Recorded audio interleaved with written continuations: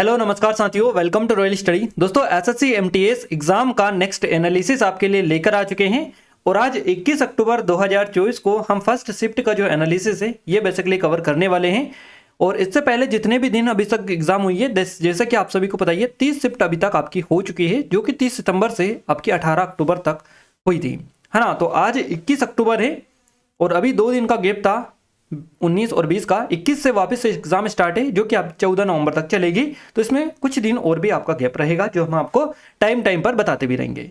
तो 21 अक्टूबर 2024 को हम फर्स्ट शिफ्ट का एनालिसिस लेकर आए हैं। और गाइस, इस वीडियो में हम आपसे 100% गारंटी के साथ कह सकते हैं कि पूरे भी क्वेश्चंस जो हैं वो 100% एक्यूरेट क्वेश्चंस हम आपको इस वीडियो में कवर करवाएंगे, ये हम आपको बता रहे हैं।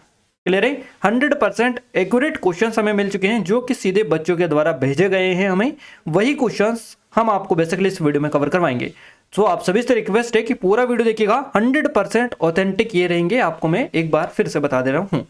इस वीडियो की पीडीएफ के लिए आपको क्या करना है, एप्लीकेशन को डाउनलोड कर लेना है, टेलीग्राम चैनल और ग्रुप को ज्वाइन कर लेना है। दोनों के लिंक आपको इस वीडियो के डिस्क्रिप्शन में मिल जाएगी। क्लियर है? और जो लोग कमेंट कर रहे थे 30 तारीख से 18 अक्टूबर वाली पीडीएफ का, क्लियर है, 30 सितंबर से 18 अक्टूबर वाली 650 क्वेश्चंस की जो पीडीएफ है उसके बारे में, तो आप निश्चिंत रहेगा। पीडीएफ आपको व्यवस्थित रूप से कुछ ही देर में मिल रही है ना। मतलब मुश्किल से आपको कुछ ही टाइम में बस पीडीएफ मिल रही है, प्रिपेयर है पूरी की पूरी, जल्द ही आपको मिल जाएगी। बस थोड़ा सा और वेट करिएगा, मुश्किल से 5, 10, 15 मिनट का, है ना। तो जल्दी आपको पीडीएफ मिल रही है, बस आपका जो इंतजार है ये खत्म होने वाला है। तो आप एप्लीकेशन पर मिलेगी, इतना और हम आपको बता दे रहे हैं। और बिल्कुल फ्री रहेगी आप सभी के लिए, जैसा कि आप सभी ने सोचा था, बिल्कुल फ्री ऑफ कॉस्ट आपको ये मिल जाएगी। और गाइस, जीके, अंग्रेजी, गणित, रीजनिंग की अगर अपन बात करें तो इस वीडियो में हम मैथ्स, रीजनिंग, इंग्लिश और जीके चारों सब्जेक्ट का जो रिव्यू है या एनालिसिस है ये लेकर आए हैं आप सभी के लिए। तो आप सभी से रिक्वेस्ट है कि पूरा वीडियो लास्ट तक देखिएगा। जीके जीएस करंट अफेयर का हमारा पहला क्वेश्चन आज का निकल कर आ रहा है। पहला क्वेश्चन है आपका, 1905 में कांग्रेस अधिवेशन के अध्यक्ष कौन थे? ये क्वेश्चन आपसे बना था। क्वेश्चन का फॉर्मेट कुछ और भी हो सकता है, जैसे कि क्वेश्चन इस तरह से भी हो सकता है कि भारतीय राष्ट्रीय कांग्रेस के 1905 के जो अधिवेशन थे इसके अध्यक्ष कौन थे? तो सही जवाब रहेगा गोपाल कृष्ण गोखले। भारतीय राष्ट्रीय कांग्रेस ने 1905 में अपने बनारस जो अधिवेशन था इसमें स्वदेशी आह्वान को उठाने का निर्णय लिया और इसकी जो अध्यक्षता की थी ये गोपाल कृष्ण गोखले ने की थी। कांग्रेस के प्रस्ताव ने अंग्रेजों द्वारा प्रांत के विभाजन के खिलाफ बंगाल में शुरू किए गए स्वदेशी और बहिष्कार आंदोलन का समर्थन किया था। 1905 में ये हुआ था बनारस में, क्लियर है। और इसकी अध्यक्षता की थी गोपाल कृष्ण गोखले ने। तो बनारस अधिवेशन था जो कि 1905 में हुआ था, कांग्रेस का अध्यक्षता की थी गोपाल कृष्ण गोखले ने। और इसमें सरकार के खिलाफ स्वदेशी आंदोलन की औपचारिक उद्घोषणा की गई थी। स्वदेशी का प्रस्ताव जो है भारतीय राष्ट्रीय कांग्रेस के 1906 के कलकत्ता अधिवेशन में अपनाया गया था और उद्घोषणा की गई थी 1905 में। और इस अधिवेशन की जो अध्यक्षता की थी 1906 वाले की, जो कि कलकत्ता में हुआ था, दादा भाई नौरोजी के द्वारा की गई थी। इसके पूर्व बनारस के जो 1905 का अधिवेशन है इसमें ब्रिटिश मॉल के बहिष्कार का प्रस्ताव रखा गया था समर्थित। 1905 में कांग्रेस के बनारस अधिवेशन में गोपाल कृष्ण गोखले ने स्वदेशी और बंगाल के बहिष्कार आंदोलन का ही समर्थन किया था। तो यही पॉइंट आपसे बेसिकली पूछा गया है। चलिए गाइस, ये हमारी एसएससी एमटीएस की स्पेशल टेस्ट सीरीज है, जो कि आपको काफी कम प्राइस में मिल रही है। सिर्फ और सिर्फ 49 रुपए में ये टेस्ट सीरीज मिल रही है, लिमिटेड टाइम में। अगर अभी तक आपने इनरोल नहीं किया है तो जरूर से इनरोल कर लीजिएगा। डेमो चेकआउट कर सकते हैं एप्लीकेशन पर जाकर, जिसके लिंक एप्लीकेशन पर ही डली है, डिस्क्रिप्शन में भी आपको मिल जाएगी। और ये सारे टेस्ट यहाँ पर आपको मिलेंगे, 500 टेस्ट है। आपको 1 रुपए की प्राइस में 10 से भी ज्यादा टेस्ट यहाँ पर मिल रहे हैं। तो आप सोच सकते हैं कितनी सस्ती टेस्ट सीरीज आपके लिए अब तक हो चुकी है और अब तक का सबसे बड़ा ऑफर है। अब तक इससे पहले इतना बड़ा ऑफर कभी भी नहीं आया था। तो ये फर्स्ट टाइम है जब इतना बड़ा ऑफर आपके लिए रिलीज किया गया है, निकाला गया है। तो आप सभी इसका बेनिफिट जरूर से लीजिएगा। एग्जाम में थोड़ा बहुत भी टाइम है तो आप जरूर से टेस्ट लगा के जाइएगा। 100% यहाँ से आपको बेनिफिट, आपके एग्जाम में कितना भी स्कोर आपको इंप्रूव देखने को मिलेगा, बट इसकी मदद से आपका स्कोर जो है जरूर से इंप्रूव होगा। क्लियर है? तो लेटेस्ट पैटर्न पर बेस्ड है पूरी की पूरी। और कोई डाउट है, कुछ क्वेरीज है, तो इन नंबर पर भी आप कॉन्टेक्ट कर सकते हैं। चलिए आगे बढ़ते हैं अगले क्वेश्चन की ओर। अगला क्वेश्चन है हमारा, वाइब्रेंट विलेज प्रोग्राम का जो उद्घाटन था ये किसने किया? केंद्रीय गृह मंत्री अमित शाह के द्वारा इसका उद्घाटन किया गया। देखिए, केंद्रीय गृह मंत्री जो अमित शाह है, इन्होंने अरुणाचल प्रदेश का सीमावर्ती गांव है किबिथु, इसमें वाइब्रेंट विलेज प्रोग्राम, जिसको वीवीपी बोला जाता है, इसकी शुरुआत की थी। और वीवीपी जो है ये देश के सीमावर्ती जो गांव है इनके विकास के लिए शुरू की गई एक केंद्र प्रायोजित योजना है। इसीलिए इसका नाम रखा गया है वाइब्रेंट विलेज प्रोग्राम, वीवीपी। इस योजना के तहत सीमावर्ती गांव के विकास के लिए 4800 करोड़ रुपए के केंद्रीय योगदान का प्रावधान किया गया है। इसमें से 2500 करोड़ रुपए जो है ये सड़क निर्माण कार्य में लगाए जाएंगे और इस योजना के तहत इन गाँवों में सड़क, पानी, बिजली की सुविधाएं दी जाएगी। साथ ही यहाँ पर पर्यटन केंद्र और बहुउद्देशीय केंद्र, इसके अलावा स्वास्थ्य और कल्याण केंद्र भी बनाए जाएंगे इस राशि के माध्यम से या इस राशि के तहत। चलिए अगला क्वेश्चन है आपसे, बहुआयामी गरीबी सूचकांक में सबसे कम गरीबी किस राज्य की है। गाइज ये क्वेश्चन अभी तक आपका पिछले अगर अपन 5-6 शिफ्ट देखें तो हर शिफ्ट में ये आपका रिपीट हो रहा है, यानी कि अभी तक ये 7 से 8 बार क्वेश्चन आपका पूछा जा चुका है।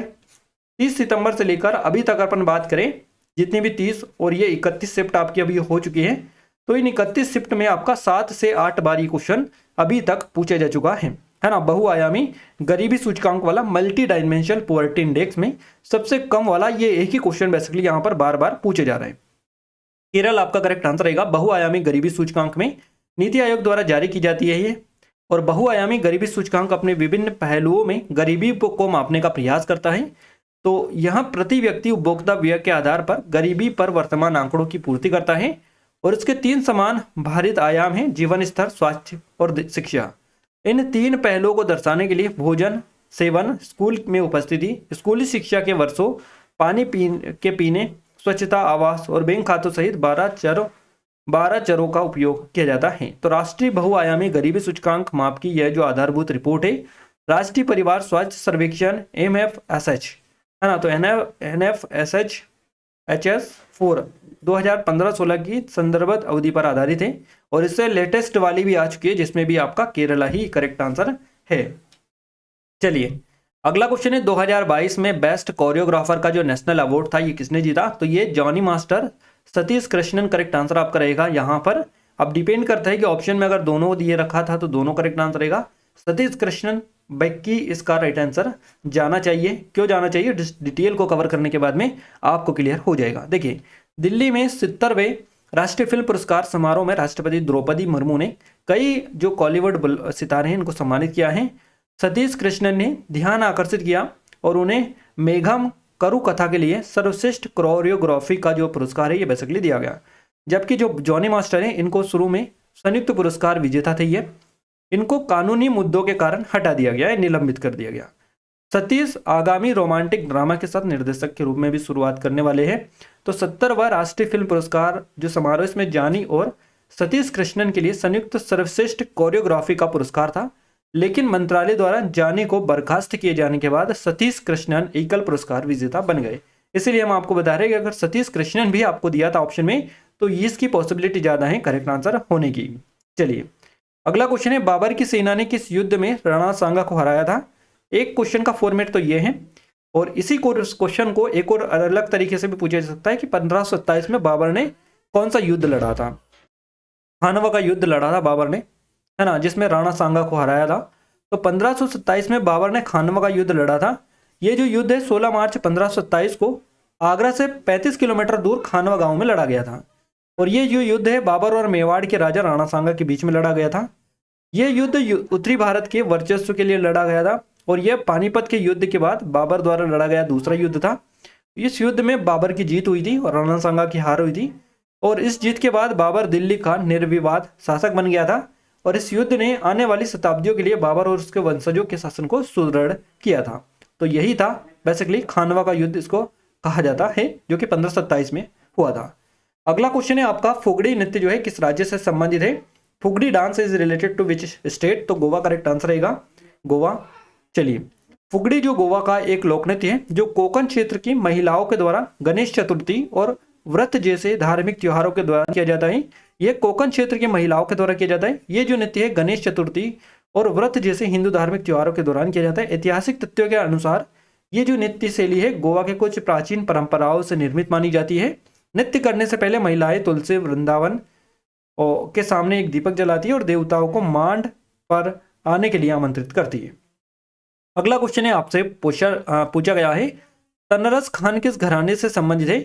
तो दिल्ली घराना आपका करेक्ट आंसर हो जाएगा, तानरस या तनरस। तो तनरस खान जो है ये दिल्ली घराने से संबंधित है। तनरस खान जिनका असली नाम है कुतुब बख्श, हिंदुस्तानी शास्त्रीय संगीत के एक प्रमुख व्यक्ति थे ये। दिल्ली घराने के एक दिग्गज थे और अंतिम मुगल सम्राट बहादुर शाह जफर द्वितीय के दरबारी संगीतकार और संगीत शिक्षक थे। तो क्वेश्चन का जो पॉइंट है ये काफी ज्यादा इंपॉर्टेंट यहाँ से आपके लिए निकल कर आ रहे हैं, है ना, काफी ज्यादा इंपॉर्टेंट है, नोट डाउन करिएगा।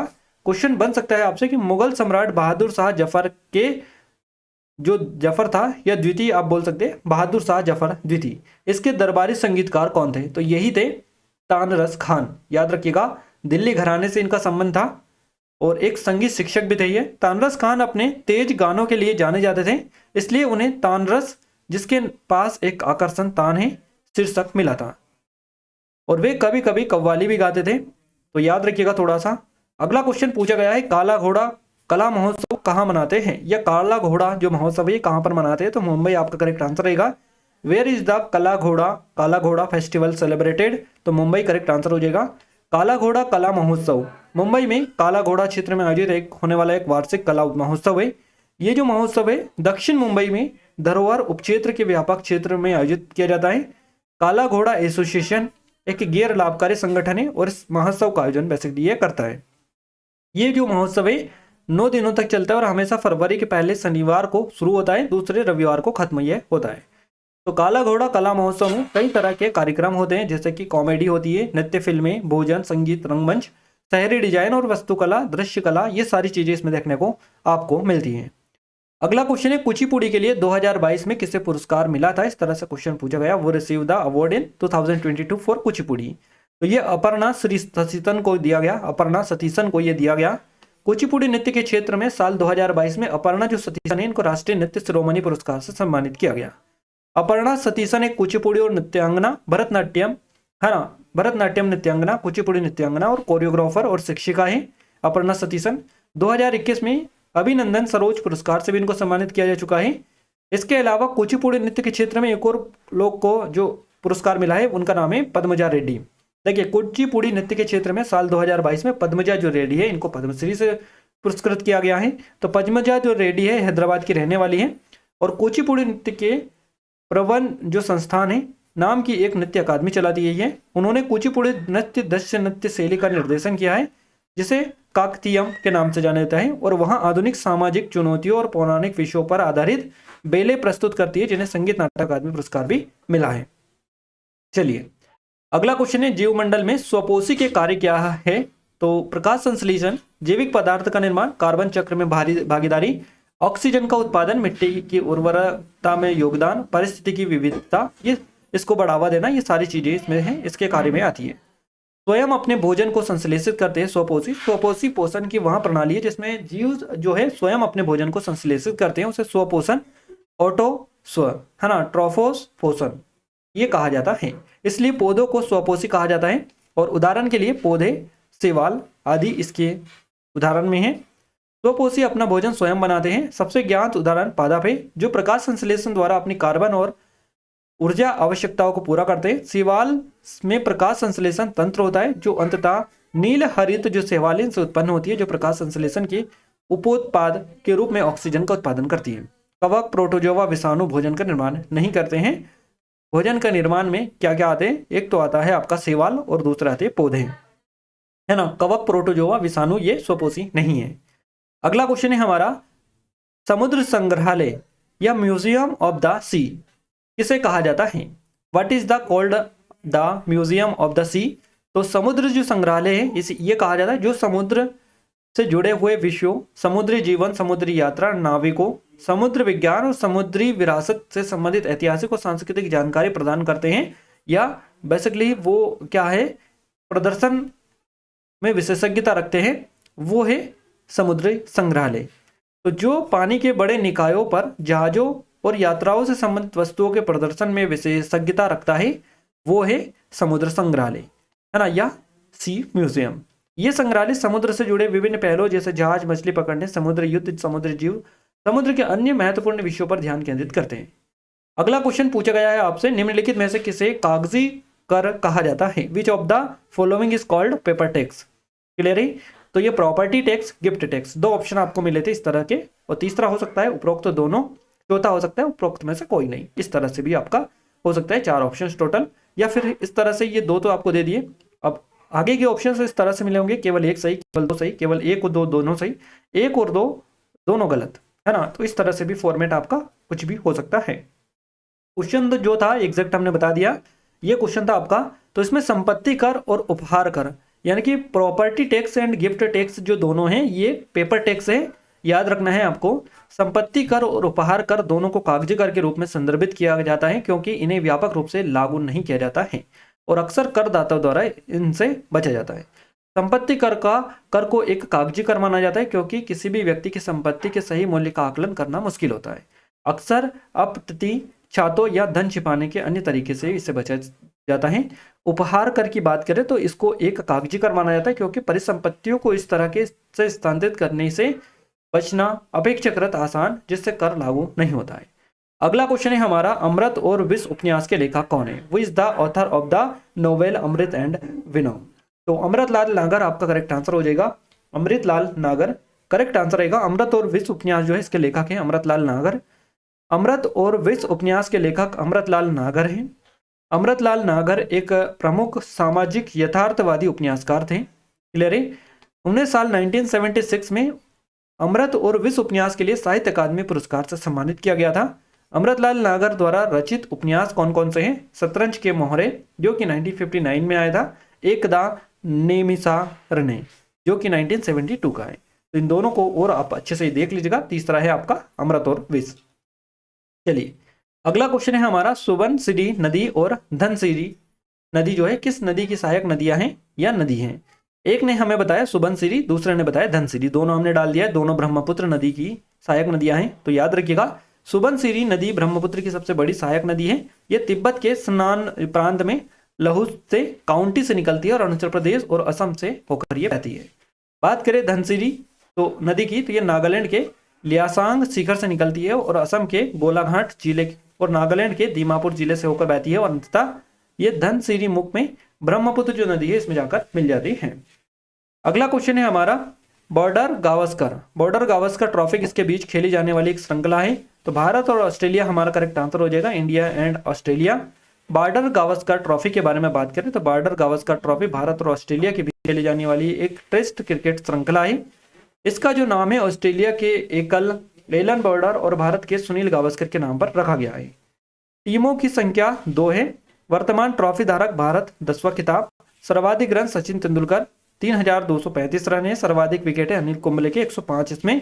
तो आपको स्पेशली याद रखना है इसका नाम जो रखा गया है ऑस्ट्रेलिया के एलन बॉर्डर और भारत के सुनील गावस्कर के नाम पर इसका जो नाम रखा गया है बॉर्डर गावस्कर ट्रॉफी रखा गया है, जो कि भारत और ऑस्ट्रेलिया दोनों के बीच में ये आयोजित की जाने वाली एक टेस्ट क्रिकेट श्रृंखला है। चलिए अगला क्वेश्चन है, बौद्ध धर्म में मृत शरीर को सुरक्षित रखने की जो प्रक्रिया है इसको क्या कहते हैं या क्या बोलते हैं? तो इसको थूकदाम बोलते हैं। थूकदाम अब ऐसे बोल सकते हैं। तो बौद्ध धर्म में विशेष रूप से तिब्बती जो बौद्ध परंपरा है इसमें मृत शरीर को सुरक्षित रखने की प्रक्रिया को थूकदाम कहा जाता है और यह माना जाता है कि जब कोई उच्च साधक मृत्यु के बाद भी ध्यान की स्थिति में रहता है तो उसकी चेतना कुछ समय तक शरीर में बनी रहती है और इस अवस्था में शरीर में मृत्यु हो जाने के बावजूद शरीर में सड़न के कोई लक्षण नहीं दिखाई देते हैं।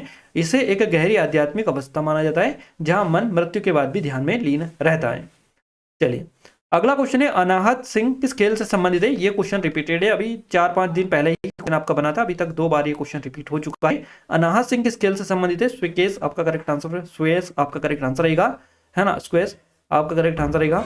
और अनाहत सिंह के बारे में अगर स्पेसिफिक चीजें बात करें तो ये एक भारतीय स्क्वैश खिलाड़ी हैं जिनका जो जन्म हुआ 13 मार्च को हुआ 2008 को। वो लड़कियों की अंडर 17 श्रेणी में एशिया की शीर्ष रैंक वाली खिलाड़ी है। 14 साल की उम्र में वह 2022 राष्ट्रमंडल खेलों में भारत के प्रतिनिधित्व करने वाली सबसे कम उम्र की एथलीट थी। तो स्पेशली चीजें याद रखनी है क्योंकि राष्ट्रमंडल खेलों में भारत का प्रतिनिधित्व करने वाली सबसे कम उम्र की जो एथलीट थी इनका नाम क्या है? अनाहत सिंह, जो कि 2022 में इन्होंने राष्ट्रमंडल खेलों में प्रतिनिधित्व किया था 14 साल की उम्र में। अनाहत ने 6 साल की उम्र में बैडमिंटन खेलना शुरू कर दिया था, लेकिन 8 साल की उम्र में उन्होंने स्क्वैश खेलना जो है शुरू कर दिया। चलिए अगला क्वेश्चन है, जिनके पास डेस है उन्हें सीमांत कार्यकर्ता कहते हैं। तो ये एक जनगणना वर्ष में 183 दिन से कम का कार्य है। जिनके पास एक जनगणना वर्ष में 183 दिनों से कम का कार्य है उन्हें सीमांत कार्यकर्ता कहा जाता है या कहते हैं। श्रमिकों को मुख्य रूप से उनके कार्य के आधार पर मुख्य और सीमांत श्रमिकों के रूप में वर्गीकृत किया गया है।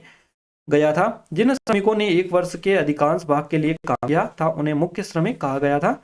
और वर्ष के अधिकांश भाग का अर्थ है 6 महीने, 183 दिन या उससे अधिक था। और जिन लोगों ने वर्ष के अधिकांश भाग के लिए काम नहीं किया था, अर्थात जिन्होंने एक वर्ष में 6 महीने से कम काम किया था, 183 दिनों से कम काम किया था, उनको सीमांत श्रमिक कहा जाता है। चलिए अगला क्वेश्चन है, किस मामले में बुनियादी संरचना का सिद्धांत अस्तित्व में आया था? केशवानंद भारती बनाम केरल राज्य। करेक्ट आंसर रहेगा बुनियादी संरचना का सिद्धांत। ये जो है 1973 में भारत के सर्वोच्च न्यायालय द्वारा विकसित एक न्यायिक सिद्धांत था, है ना। ये सिद्धांत केशवानंद भारती फैसले के में अस्तित्व में आया था। और भारत की संसद में संविधान में संशोधन की शक्ति नहीं थे आर्टिकल 368 के तहत, लेकिन बुनियादी संरचना का सिद्धांत जो है संसद की शक्तियों को प्रतिबंधित करता है। अगला क्वेश्चन पूछा गया, विटामिन के की कमी से कौन सा रोग होता है? तो इसमें कई सारे रोग होते हैं विटामिन बी की कमी से, माफ कीजिएगा विटामिन के की कमी से। तो पहला तो है हड्डियों का खराब विकास, इसके अलावा ऑस्टियोपोरोसिस होता है, इसके अलावा हृदय रोग का बढ़ता जोखिम। ये सारी बीमारियां जो होती है विटामिन के की कमी के कारण होती है। तो शरीर में विटामिन के की कमी के कारण रक्त का थक्का जमने में भी देरी होती है। तो रक्त का थक्का वाला आपको नोट डाउन कर लीजिएगा, है ना, इसी में ऑप्शन में। अब इनमें से जो भी आपको ऑप्शन में मिला होगा वो आपका करेक्ट आंसर रहेगा। तो विटामिन के की कमी से रक्त का थक्का न जमना। विटामिन के की कमी से होने वाले कुछ और भी नुकसान है, हड्डियों का खराब विकास, ऑस्टियोपोरोसिस, हृदय रोग का बढ़ता जोखिम। विटामिन की रक्त थक्के जमने में मदद करने वाला एक वसा में घुलनशील विटामिन है, आपको याद रखना है। अगला क्वेश्चन पूछा गया, संसद रत्न पुरस्कार 2023 से पश्चिम बंगाल में कांग्रेस पार्टी के किस नेता को सम्मानित किया गया?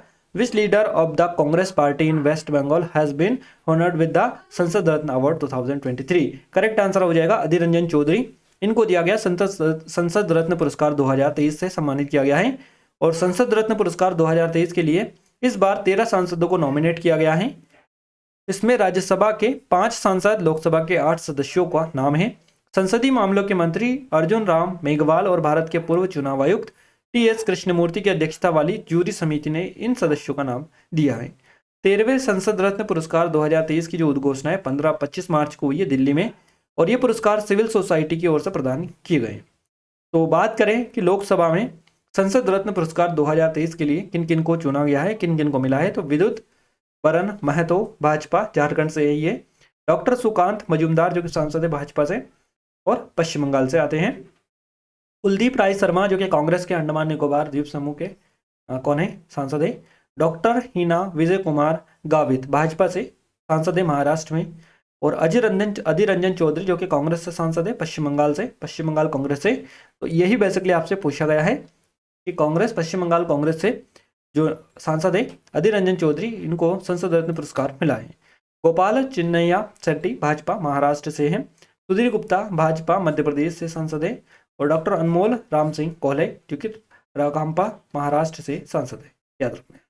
चलिए अगला क्वेश्चन है, इलेक्ट्रॉन पर कौन सा आवेश होता है? तो ऋणात्मक या नेगेटिव चार्ज होता है, बेसिकली आपको याद रखना है। इलेक्ट्रॉन पर आवेश जो होता है ये 1.602 इंटू 10-19 कूलम्ब होता है। और इलेक्ट्रॉन पर आवेश को आमतौर पर प्रतीक ई द्वारा दर्शाया जाता है। इलेक्ट्रॉन पर ऋणात्मक आवेश होता है, नेगेटिव चार्ज होता है। मूल संविधान के लचीले होने का जो आयोग है ये कौन सा था? इस तरह से which was the commission to be the flexible of the original constitution, इस तरह से क्वेश्चन था। ये एग्जैक्ट आप बता दीजिएगा थोड़ा सा डिटेल में, थोड़ा सा डिस्क्राइब करके क्या एग्जैक्ट क्वेश्चन था।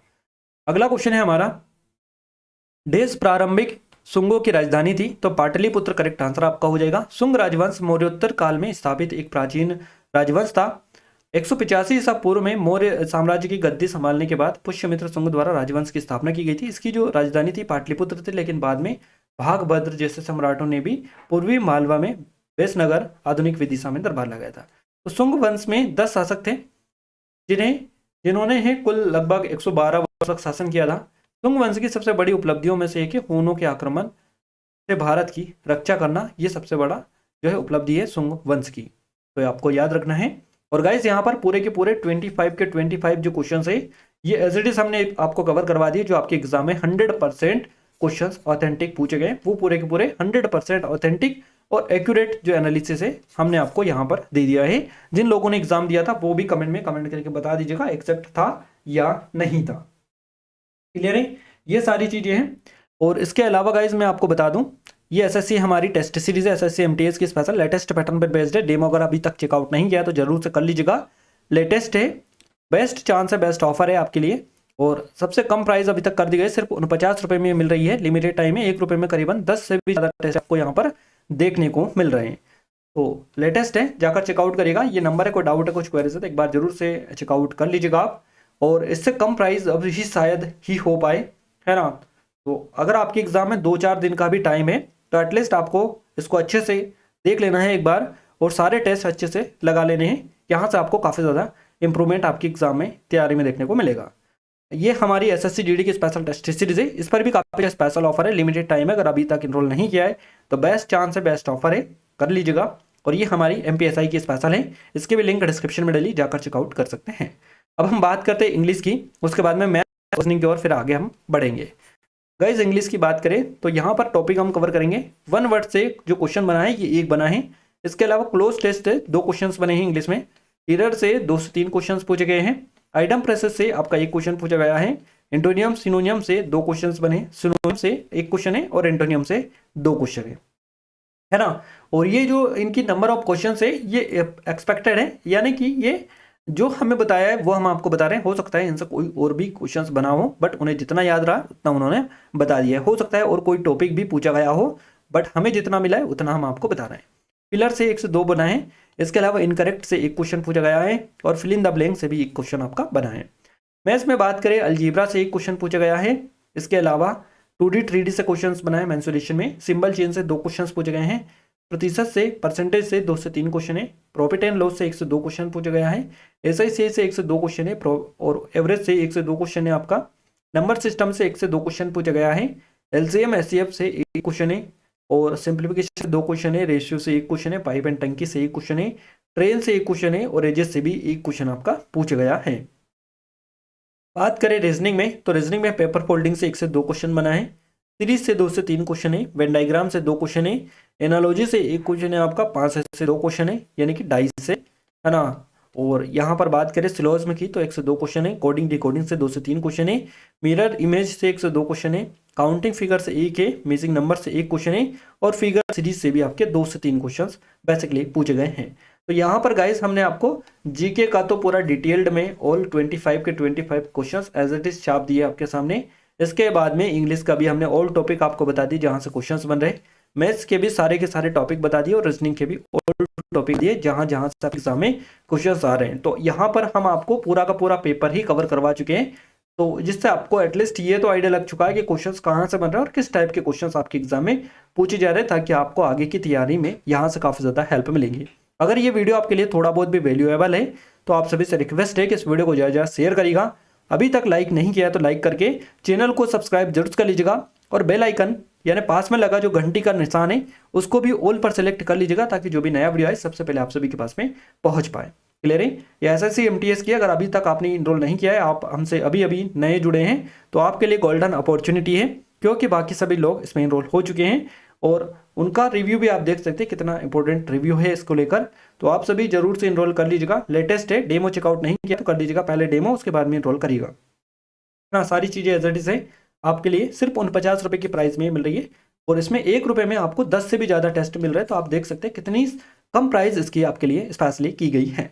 एसएससी जीडी की स्पेशल है ये हमारी, उसके अलावा ये पीएसआई की, इन सभी की लिंक डिस्क्रिप्शन में डालिए, एक बार जाकर जरूर चेकआउट कर लीजिएगा।